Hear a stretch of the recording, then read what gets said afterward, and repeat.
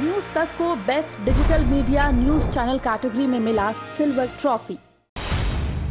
राजस्थान के पूर्व उप मुख्यमंत्री सचिन पायलट राजस्थान के विधानसभा उपचुनाव में कहीं नहीं है, मगर उनके साये का खौफ कांग्रेस को खाए जा रहा है। तभी तो राजस्थान सरकार के मंत्री अशोक चांदना सहाड़ा में जाकर गांव में लोगों को समझा रहे हैं कि सोशल मीडिया से दूर रहो। दरअसल सचिन पायलट की लोकप्रियता जिस तरह से सोशल मीडिया पर है, उसे देखकर कहीं न कहीं अशोक चांदना की बातों में डर झलक रहा है कि जिस तरह से उनके समर्थकों में गुस्सा है और जिस गुस्से का इजहार वो सोशल मीडिया पर करते हैं, उससे कांग्रेस को नुकसान हो सकता है। अशोक चांदना सोशल मीडिया के खिलाफ तब बोल रहे हैं जब कांग्रेस पार्टी पूरे लाव लश्कर के साथ राजस्थान समेत पूरे हिंदुस्तान में सोशल मीडिया कैंपेन में उतर रही है। इसके अलावा अशोक चांदना के नेता खुद निजी फर्म को हायर किए हैं, जहां पर उनके सोशल मीडिया इमेज को बूस्टअप किया जा रहा है। यह खबर भी छपवाई जा रही है कितने लाख लोगों ने उन्हें सोशल मीडिया पर देखा। इसके अलावा पायलट समर्थकों पर भी हमले हो रहे हैं इस तरह के निजी फर्म को हायर करके। ऐसे समय में अशोक चांदना अगर अपने समर्थकों के बीच जाकर कहते हैं कि सोशल मीडिया से दूर रहो, सोशल मीडिया कहीं का नहीं छोड़ेगा, अपना काम करो, तो ऐसे में कहीं न कहीं ये संदेश जाता है कि सचिन पायलट की लोकप्रियता से घबराए हुए हैं नेताजी। ये तो बात रही कांग्रेस की, लेकिन बीजेपी भी जिस तरह से सहाड़ा में जो कुछ हुआ उसे देखकर घबराई हुई है। लादूराम पितलिया का नामांकन जिस तरह से वापस लिया गया, निश्चित रूप से बीजेपी बैकफुट पर है।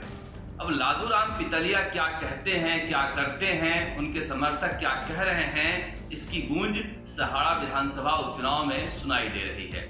एक बात तो सच है कि बीजेपी ने दबाव डालकर ऐसा लगता है कि लादूराम पितलिया का नामांकन वापस कराया है।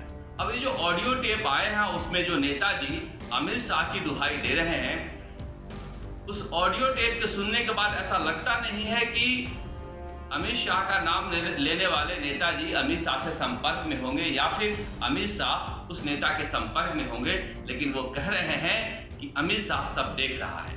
दरअसल चुनावी राजनीति में जोड़ तोड़ गुणा भाग में अमित शाह देश के एक ऐसे नाम बन गए हैं। जिस तरह से शोले में जब बच्चा रोता था तो माँ कहती थी चुप हो जा गब्बर आ जाएगा, उसी तरह से बीजेपी के नेता एक दूसरे को डराने के लिए कहते हैं सुधर जाओ वरना अमित शाह देख रहा है। ऐसे में कांग्रेस इस टेप को लेकर राजनीति कर रही है, मगर अगर पूरे प्रकरण को देखें तो कांग्रेस भी कोई दूध की धुली हुई नहीं है। 30 मार्च को ही कांग्रेस के पास ये चिट्ठी आ गई थी, जिसे वो फॉरेंसिक लैब में जांच कराने का दावा कर रही है, जिसे बताया जा रहा है कि लादूराम पितलिया ने लिखा है। इस तरह के ऑडियो टेप भी कांग्रेस के पास थे, तो क्या लादूराम पितलिया कांग्रेस के संपर्क में थे?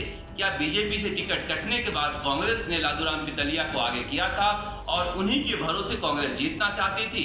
क्या कांग्रेस का गणित लादूराम पितलिया के नामांकन वापसी से गड़बड़ा गया है? दरअसल देखिए, दोनों तरफ से अलग अलग आरोप लगाए जा रहे हैं। कांग्रेस कह रही है दबाव डालकर ताकत के बल पर लादूराम पितलिया को हटाया गया, तो दूसरी तरफ बीजेपी कह रही है कि लालच देकर कांग्रेस बीजेपी का खेल गड़बड़ करने में लगी हुई थी, जिसे बीजेपी ने खत्म कर दिया है। सच जो भी हो, बीजेपी जो कुछ कर रही है वो ठीक किसी भी तरह से नहीं ठहराया जा सकता, मगर कांग्रेस आरोप लगाए तो ऐसे में भरोसे का संकट भी पैदा होता है। इसीलिए लोग ज्यादा यकीन नहीं कर रहे हैं, क्योंकि चुनावी राजनीति में घात प्रतिघात एक चुनाव का हिस्सा बन गया है और जनता के नजरों में हमाम में सब नंगे हैं।